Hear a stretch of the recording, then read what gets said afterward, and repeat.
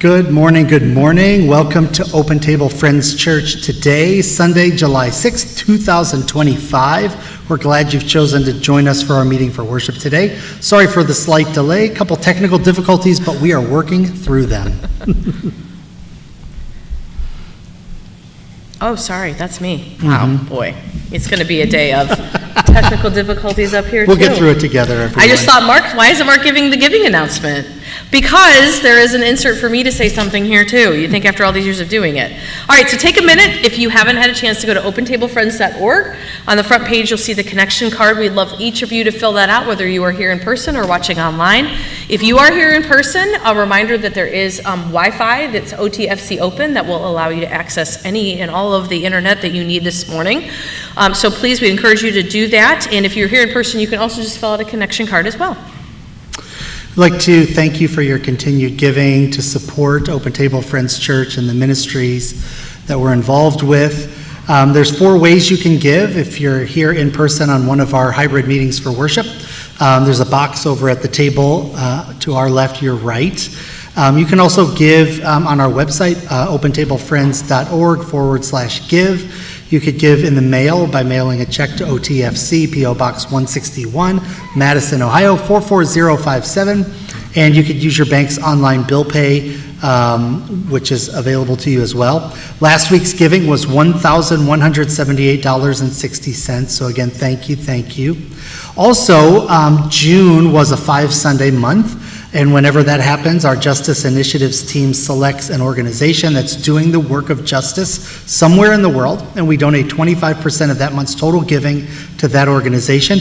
Last month, we actually supported 2 organizations, LGBTQ plus Allies Lake County, as well as the ACLU. Each group will receive $605 from us. So again, thank you for your giving, and thanks for your partnership as we look to see God's kingdom here on earth. Yeah, I actually think that's the largest Justice Initiatives donation we've had in a while, if you combine the 2. So that was great. Thank you, everybody. All right, so just a reminder that the church picnic is coming up soon. The next time we are together in person, it will be for the annual Open Table Friends Church picnic. So that's going to be happening on Sunday, August 3rd at the Lake Erie Bluffs Park, not far from here. We always have a lot of fun at our annual church picnics with food to share, games. I know everyone likes to play bingo with some prizes. So mark that down, Sunday, August 3rd. We're going to be meeting from noon to 3. We will make sure in the coming weeks to get you an address so you know how to find directions on how to get there. But we have had our picnics there in the past. So if you haven't already done so, and if you're on Facebook, go to the Open Table Friends Church Facebook and click on the Summer Picnic event and let us know if you'll be joining us. While you're there, you'll notice a post asking about what food you plan to bring, because that's really the most important thing, right, is what are you planning on bringing? Only because we don't want to have 15 crock pots of like baked beans or, 17 cookies, right, and like 1 pizza. We always joke about that. So just so we know we can bring a wide assortment, we will provide the meat and the buns. We're going to grill. We will have vegan options and vegetarian options as well. We will provide the plates, the cutlery, the drinks. So really all you need to bring is yourself and something to share, and that would be great. Or even if you can't bring something to share, just show up. We want you to be there for real. And that, just a reminder, that will take the place of our regularly scheduled meeting for worship. So we will not be online or in person on the 3rd. We are just going to be at the park for the picnic. You know what I just realized, Liz? Our church picnic on August 3rd is going to be 13 days before our 5th anniversary as a church. That's pretty wild. That's It's a good thing to celebrate. Yeah, that's pretty cool. Thank you for clapping. Yeah. It's exciting. All right, next thing, Mr. Steven, one of our Kids Table hosts, is working on a couple more Kids Table segments all about the cool things that we hang on our walls. And he would love for some of you to share what you have hanging up on your walls so that you can be part of an upcoming Kids Table segment. All you need to do, if you have something cool on your wall, is to turn your phone camera on, aim it at the thing on your wall, turn on, start recording, and then either read what it says, if it's like kind of a text or quote art, or tell us in your own words why that particular thing is meaningful to you, or both. And then once you've done that, you can email the video to me, and I'll take it from there. If you don't know how to do that, that's totally fine. Just reach out to me. and I'll help you get that done. But boy, we'd love to see what's hanging on your walls. I know Mr. Stevens got a couple more things planned this summer, and we'd like to highlight some of yours as well. That was great. All right, so our next hybrid worship, we want to keep in mind, again, August is the picnic, but the next time we're going to be both here at Madison Middle School and online is going to be happening on Sunday, September 7th. We want to remind you, you can take a look at the end of any of the weekly e-newsletters that come out each Saturday for a list of the weeks when we're hybrid, online and in person, but the next one will be September 7th. All right, now it is time for our Kids Table segment, so take it away, Miss Sarah and two special guests. Hi kids, I'm Miss Sarah, this is Pastor Robert, and this is Pastor Victoria, and welcome back to the Kids Table.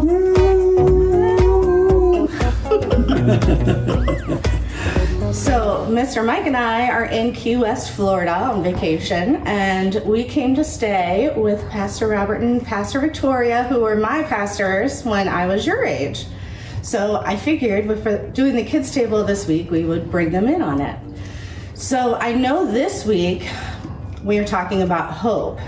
So I know about hope, right? Like hope is when you want a bicycle and you ask Santa for a bicycle and you hope you get a bicycle under the tree, right?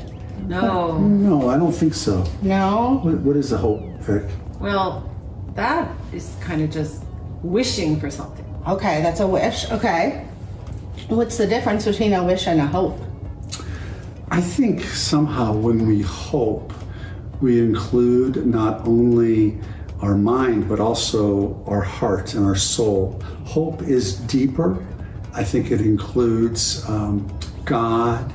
It includes something bigger than a wish, something more important. So is it almost like something that we were told was going to happen, and we have faith that it's going to happen, we believe it's going to happen because of the promises that God made to us in the Bible?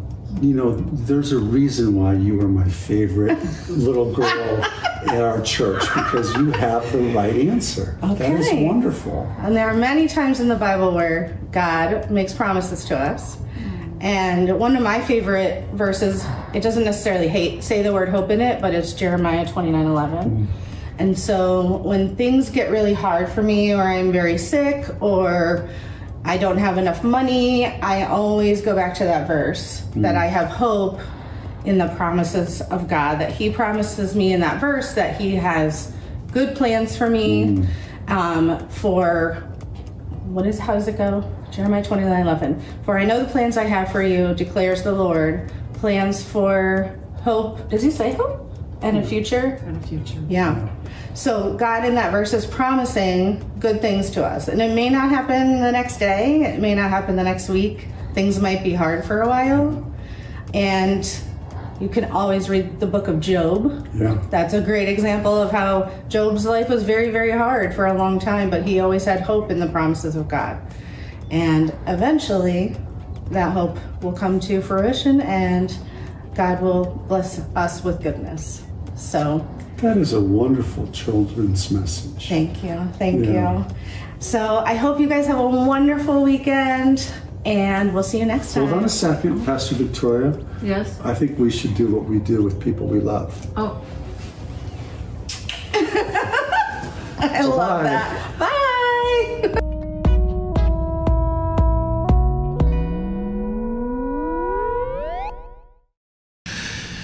Thank you so much, Miss Sarah, Pastor Robert, Pastor Victoria. We're so grateful for you all this morning and for ministering to our kids today.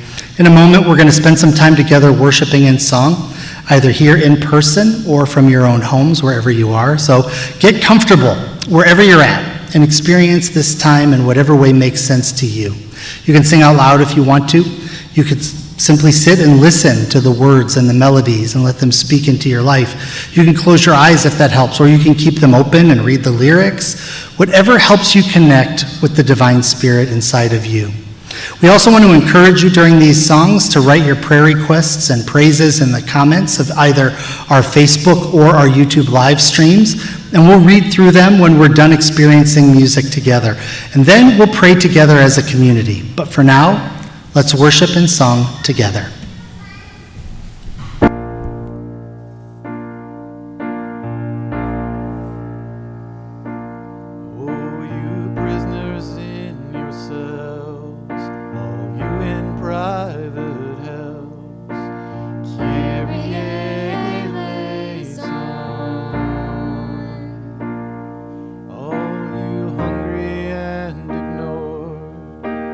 thirst for something more. Kyrie eleison. You who feel so lost but are afraid of being found. You who are in chains but are afraid to live unbound. Kyrie eleison. Kyrie eleison. For all us lovely, needy people living in this world that's spinning round and round and round and round, round and round and round.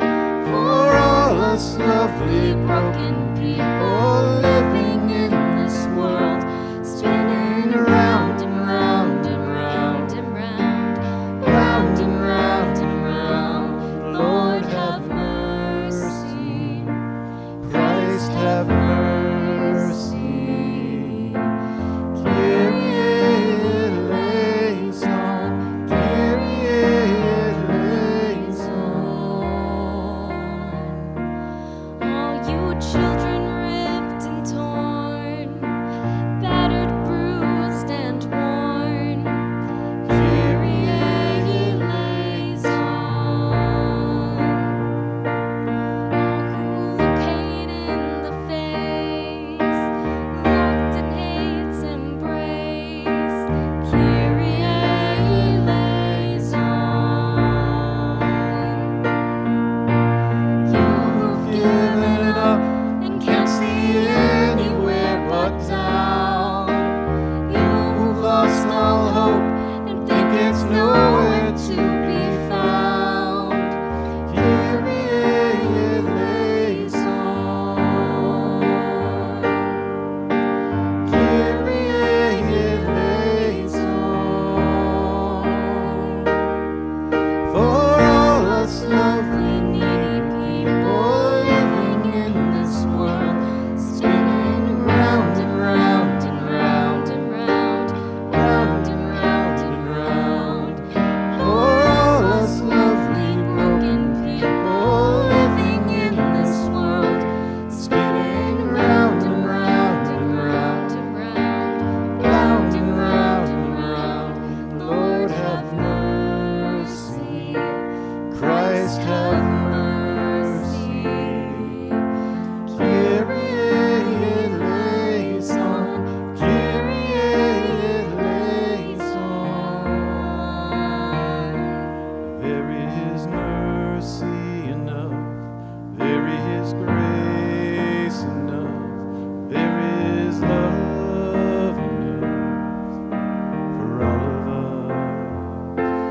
There is mercy enough, there is grace enough, there is love enough for all of us.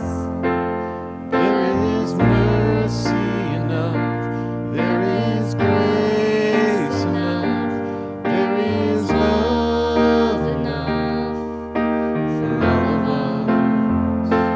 There is mercy enough, there is grace enough, there is love enough for all of us.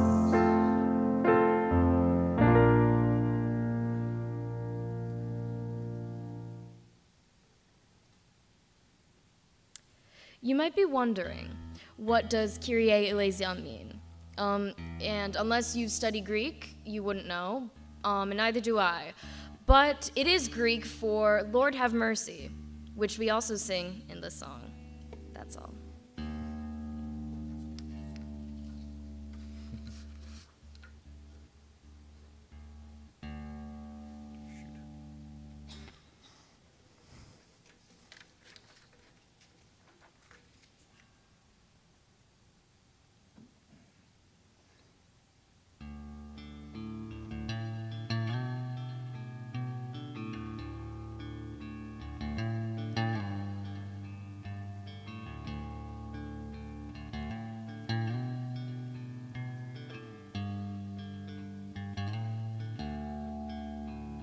Sometimes what you need is what you fight, like a wounded man out on the run, like shadows hiding from the light. But your love is what I was running from. Hope's the seed you have to sow. When you let it go, it comes to life. So you stretch your arrows on the bow, pulling back and watch them fly. My heartbeat, my oxygen, my banner, my home, my freedom, my song.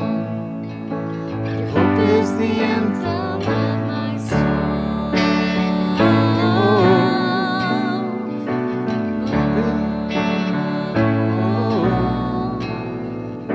My lungs and I were born to fight. Sometimes I'm not sure what I'm fighting for, but death ain't the only end in sight. 'Cause this ain't a battle, it's a lifelong war.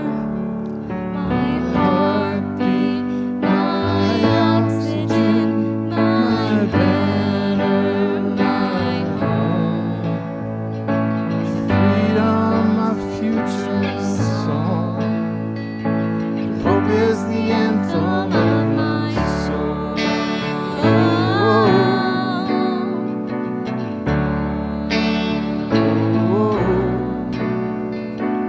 Heart is beating like a blown speaker. Spirit is willing, but the flesh is weaker. A distortion pedal and a pair of wings. An anthem played on broken strings. Your hope is the anthem. Your hope is the anthem of my soul. Your hope is the anthem of my soul.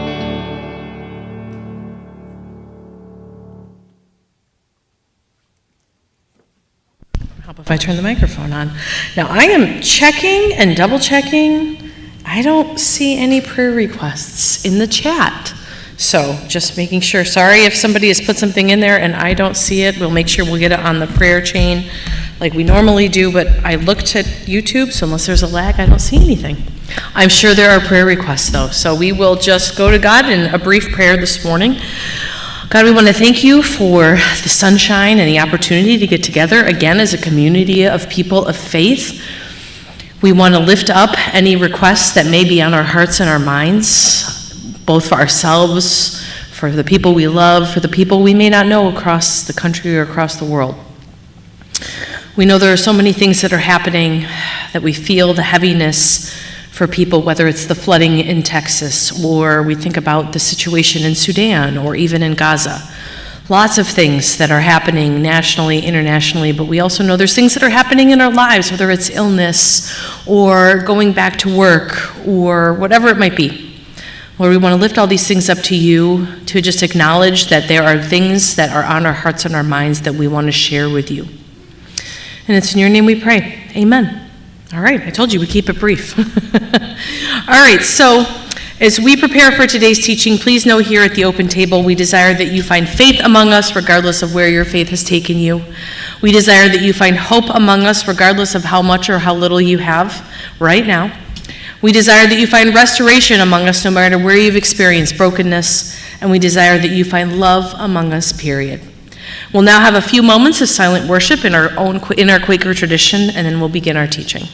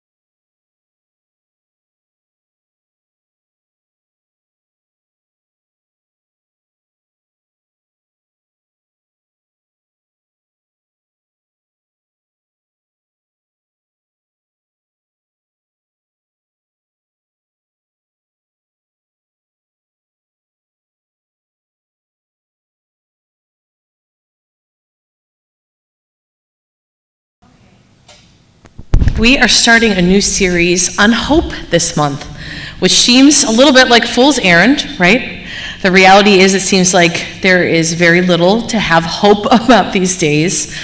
As we watch the news, both, like I said, locally, nationally, internationally, the news tells us there's very little for us to have hope about. I think about even some of the things that happened in our country this week where we saw a continuing resolution bill passed in the halls of Congress that will strip health care, food assistance, and other aid away from the most vulnerable people in our country. Not to mention, again, we know war and genocide and famine and all of these things are happening. The rise of far-right propaganda and threatening rhetoric across the globe, not just here. It's no wonder that one of the popular gags going around on TikTok or on Instagram, if you're old like me, is older millennials like myself pretending to harm themselves at the bleakness of the world. Now, please note, self-harm and suicide are never a joke.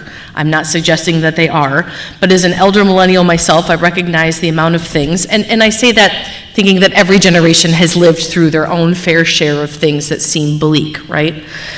But it just seems like there's so much that has been mentally, emotionally, psychologically, spiritually, and for some people physically exhausting. It seems bleak. I mean, I was thinking about the litany of things in my own life. I mean, I'm probably the last generation that remembers what it's like to actually walk somebody to a gate of an airport. My son has no idea what that's like, right? But I remember I was a senior in high school when the Columbine, the first major school shooting, happened, and then 2 years later it was 9/11. And then 2007, 2008 was the big global financial crisis. And then we've seen, politics kind of go off the rails in the 2010s. And then we had the global pandemic. So it just seems like, I know for people who are my age, it's just been a relentless barrage of things that have happened to make the world seem like it is not a place that is filled with any hope. But there are moments where I have to remind myself that if I claim to be any kind of person of faith, and trust me, there are some days where I wonder how much faith I genuinely even have, just being honest, I'm reminded of something I used to say back in my old church days that sometimes I still hold on to, that it's not like Jesus showed up at a time when the world was in perfect harmony. And honestly, on the heels of July 4th, if we understand our history at all, which we're not taught very well in our country, we can hardly ever say there was a time in the founding of the U.S. or in the existence of the United States where it's ever been great or harmonious or peaceful or equitable for all who lived here. The reality is this country was built on two things, the theft of indigenous lands and built on the backs of slaves, right? Slave labor. Now, I am going to give you a quick aside because I hate the fact that a lot of people say, well, especially around this weekend, if you don't love this country, then just leave, right? Or why can't you just love this country for what it is? And I think to myself, if we love something, you don't just accept all the bad parts without question. I mean, I have a 14-year-old son who's hiding somewhere, and my husband and I would agree, we love him very much, but we just don't let him be an a-hole all the time, do we? I mean, no, excuse my language. No, we don't just accept those bad parts and say, oh, okay, he's just a jerk. And I say that, and my mom's here as somebody who I was also a jerk when I was 14. No, right? We want better for our child, just like we want better for our country. So we point out these things not that we don't love this country, but I think because we love it so much that we recognize the parts that are broken or wrong or inequitable or unjust, and we want to work to make them better for everyone. But anyway, it seems like a bleak time to talk about hope. But like I mentioned, as people of faith, we have to remember Jesus showed up at a dark historical time, and the people of the church continued to work throughout history in what was dark and evil and barren times as well. Why do we think we get to be spared of it? And as a matter of fact, I think a lot of us, if we woke up today and experienced any level of peace, which a lot of us did, we enjoy quite a bit of privilege ourselves. So as bleak as the world is, for those of us sitting in this room, it may not be as bleak as it is certainly for lots of other people in this city, in this country, in this world. But our theme today is the idea of hope in barren places. So I feel like this makes a lot of sense for us right now because it seems barren, it seems bleak. Can we find hope in what seems like a barren place? So as we were planning with our leadership team, one of the suggested passages for this topic was Exodus 16, 1 through 15. It's Israelites coming out of slavery in Egypt, and they're just a few months in this wandering of the desert. So I'm going to read to you from Exodus 16.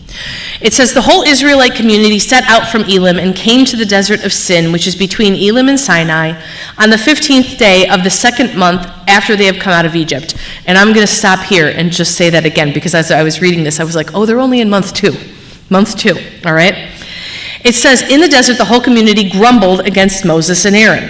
The Israelites said to them, if only we had died by the Lord's hand in Egypt. There we sat around pots of meat and ate all the food we wanted, but you have brought us out into this desert to starve this entire assembly to death. It says, then the Lord said to Moses, I will rain down bread from heaven for you.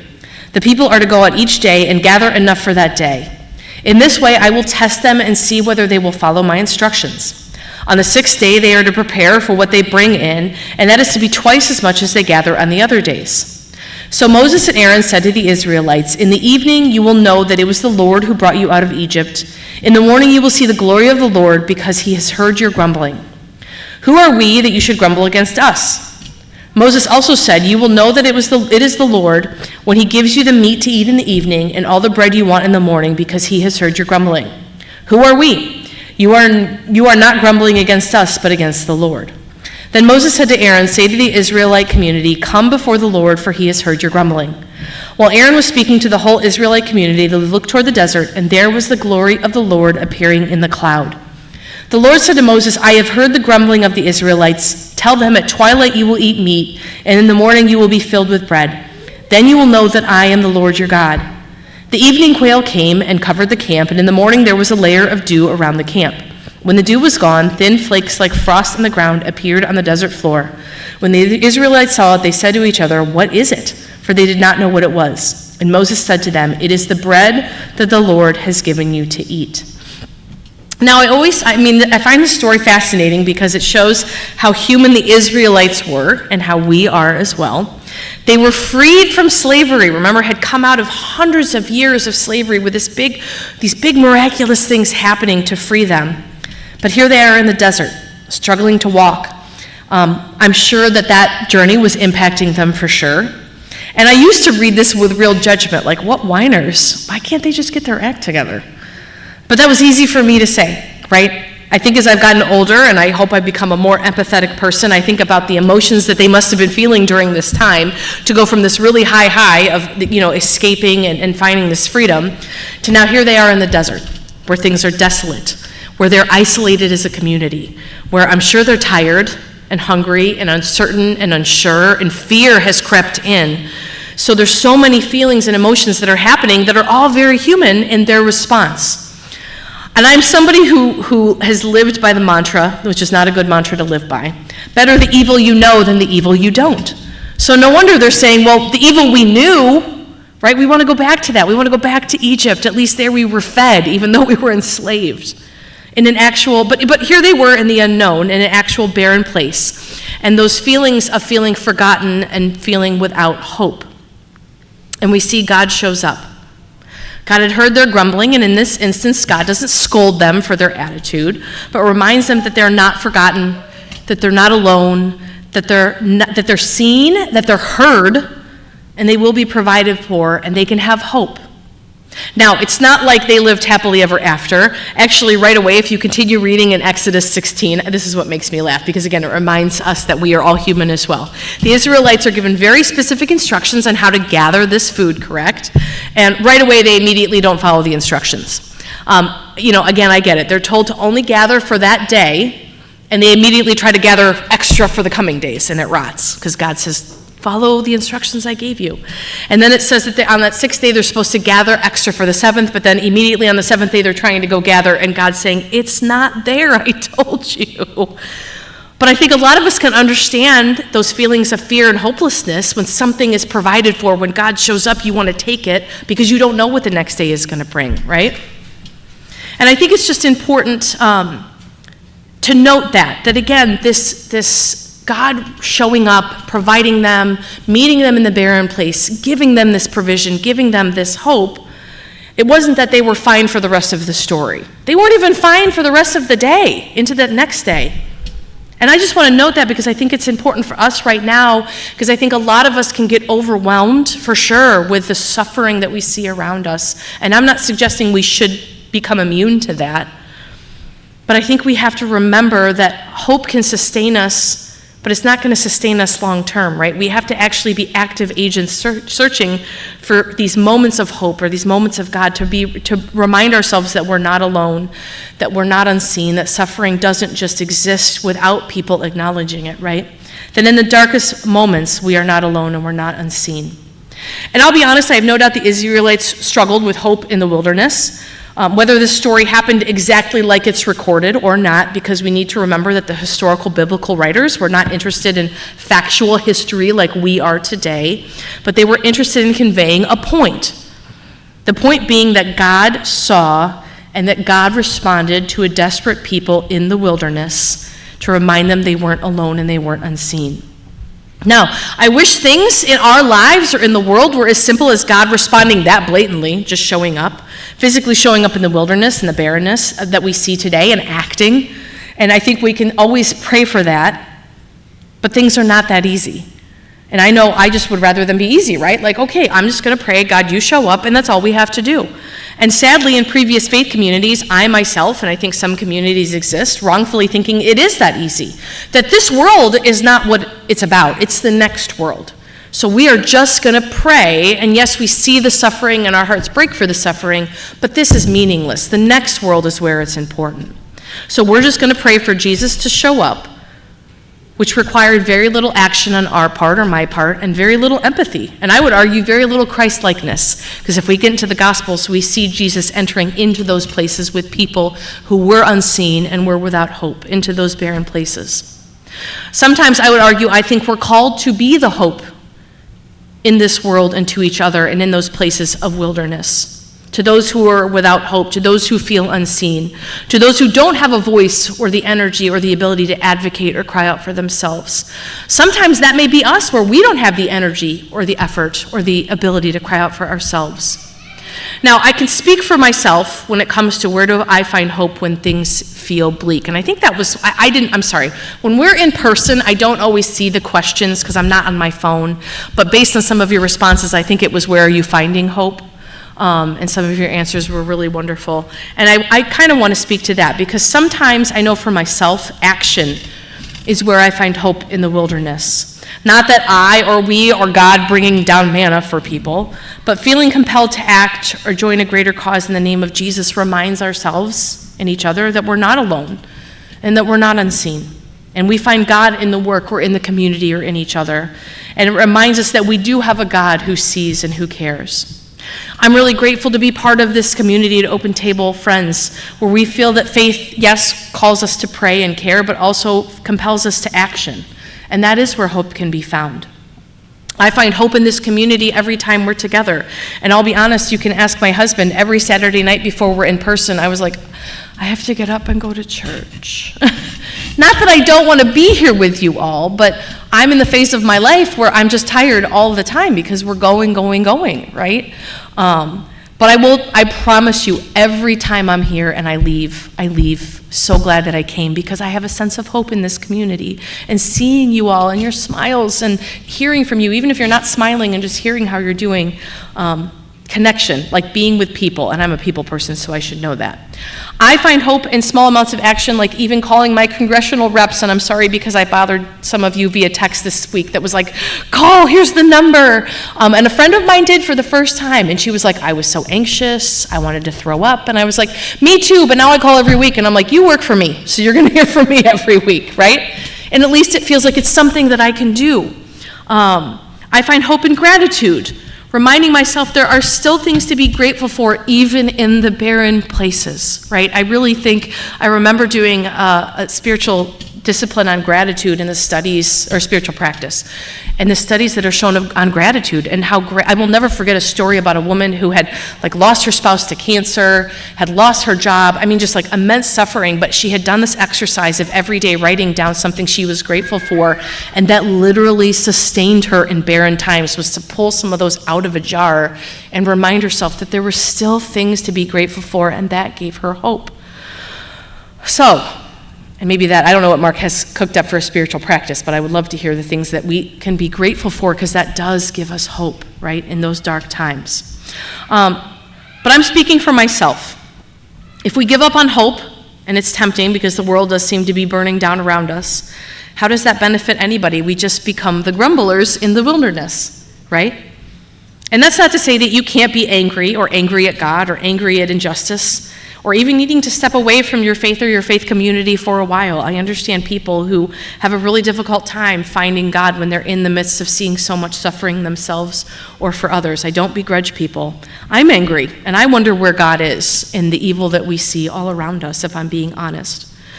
But I've been reading this really interesting book, and I'm not done yet, but I'm almost done.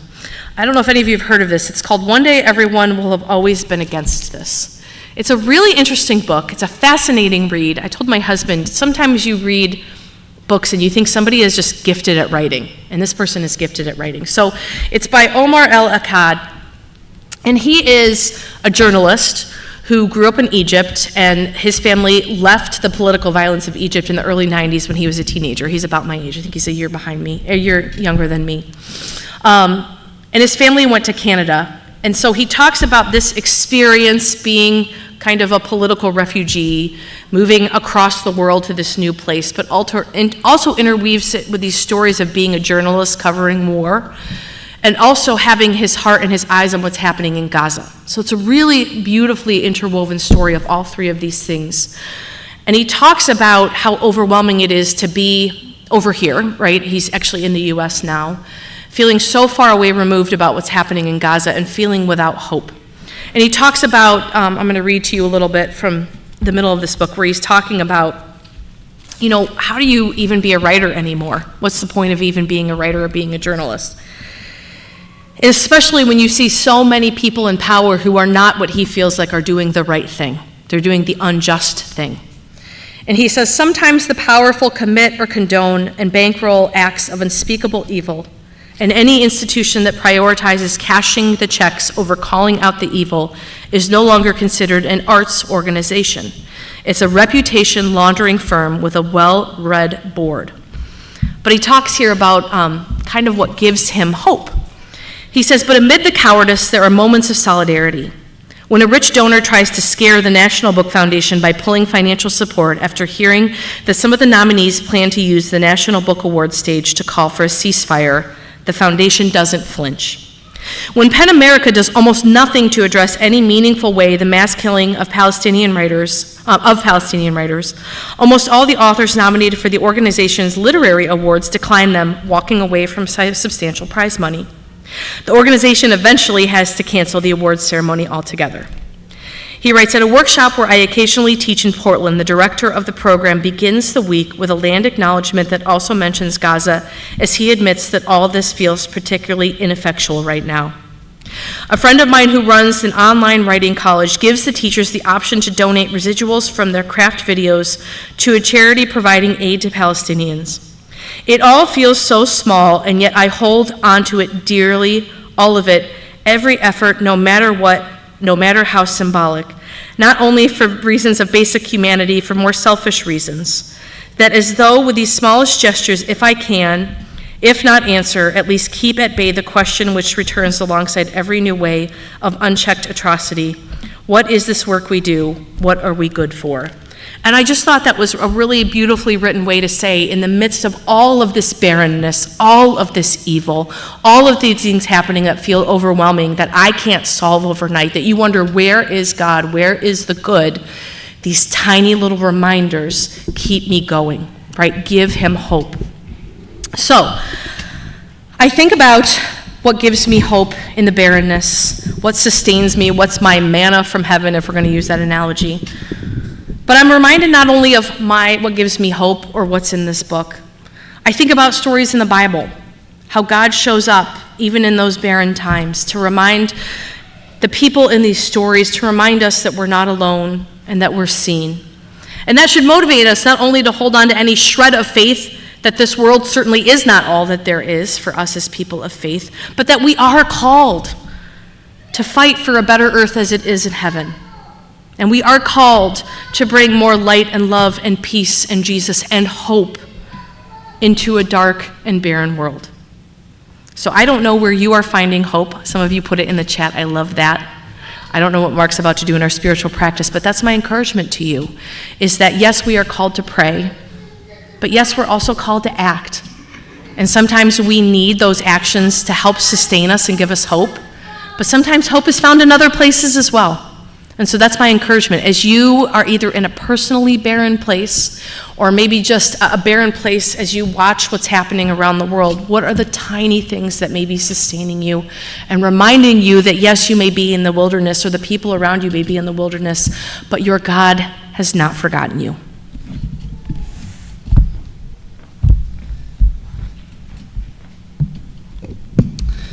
All right. Thank you so much, Liz. This topic is difficult, right? Because on the days that we have tons and tons of hope,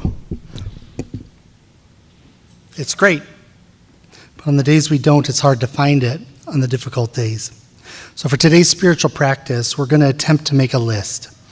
Whenever I feel stressed, I find that it helps a ton to make a list of what I need to get done. It's as if the simple acknowledgement that none of these individual tasks can do much harm to me gives me greater strength to begin checking things off that list.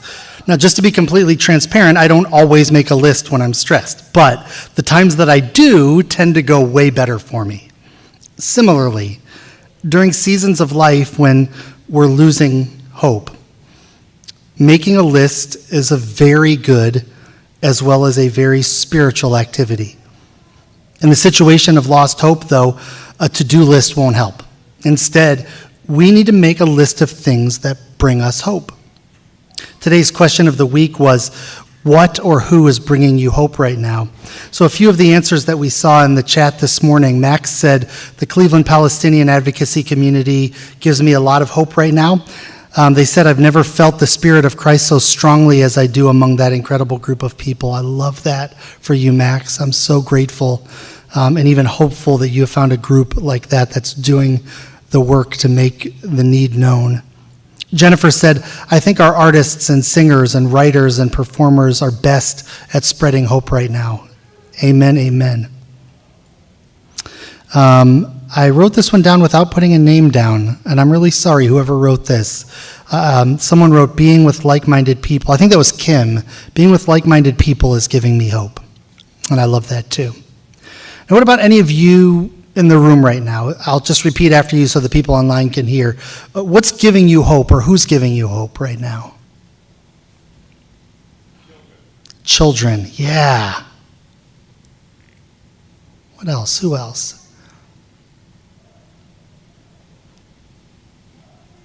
Online people, they don't have much hope. They don't want to speak out loud. That's okay. The things and people who are bringing me hope these days. I hope that this list helps you to kind of imagine in your life what can bring you hope, even in the darkest times. So here's my short list in no particular order. First, as Liz said, you all. This group of spiritual searchers has given me more hope than I could have imagined almost 5 years ago. And I am able to get through even the most difficult days knowing that I get to be part of such a wonderful group of people. Jennifer gives me hope. I don't know what sort of time warp, tesseract, or wormhole made it happen, but somehow in less than a month from now, Jennifer and I will celebrate being married for 28 years.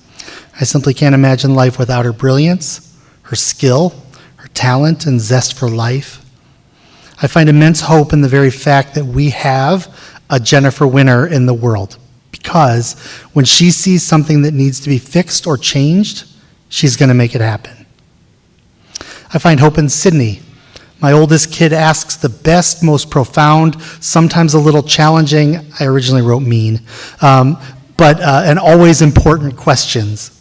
When I look at Sid's high school and college achievements, and when I hear her wrestle with both profound and menial concerns, I'm driven out of my fear for the world and into a place of hope, knowing that she and the people like her, nerds, in her generation are not willing to accept what has always been. She's going to change the world. I'm certain of this. Lee, my youngest child, right there in the back and who sang with us earlier, dreams for a future that is much better than today. I've watched and listened as Lee has wrestled with some of the greatest environmental and social problems that our world has ever seen, and somehow they come through the wrestling with innovative ideas and beautifully artistic ways in which to see the world. I'm hopeful today that our planet in the future will retain and sustain life somehow, some way, because of Lee and their peers who are up for the challenges that await us. But it's not just my people that are giving me hope. Nonprofits and NGOs give me hope. The fact that there are people who have chosen to forego a lavish lifestyle and salary in order to devote their education and experience to making the world a better place for people in the margins is a source of immense hope for me. Even when the funding is cut, they still want to do the work. Science, by its very nature, while this country's scientists are actively being defunded at the moment, I'm still filled with hope for a more durable, lasting, clean, healthy, equitable, and safe world because of the academic and practical work being done by brilliant scientists all over the world. Small business owners came to my mind for some reason. Some of us work for large corporations, but many, many people in this world work for people that they actually know, who care about their employees and their employees' families, and do all that they can to remain in business, not just for their own gain, but for the good of the people who work for them. Educators is almost always at the top of my list of people who give me hope. I know our education system is under attack these days, and it's getting increasingly difficult to lead the next generations of learners toward independent thought and actions.